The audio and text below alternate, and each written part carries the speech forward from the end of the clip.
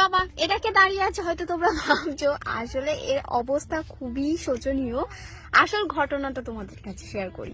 তো আজকের একটা কম্পিটিশন টাইপের, যে রূপসজ্জা প্রতিযোগিতা, যেমন খুশি তেমন সাজো। তো সেই জন্য আমি অ্যাকচুয়ালি আজকে দায়িত্ব নিয়েছি যে আজকে ওদেরকে আমি সাজিয়ে দেবো। এটা আমার বেটির ছেলে, তো সেই জন্য ওরা এসেছিল, এখানটা আমাদের একটা খেলা হচ্ছে। তো আমি ভাবলাম চলো এদেরকে একটা নিউ কনসেপ্ট দিয়ে ভালো করে একটা রূপসজ্জার মতো সাজিয়েই দিই।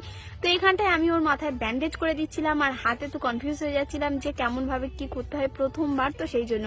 তো আমার কাছে না বিশেষ করে ওই যে মেকআপের রং টং কিছুই নেই, যেহেতু আমি কোনোদিন সাজিনি গুজিনি, সেই জন্য ওই সব রঙের জিনিসপত্র আমার কাছে ছিল না।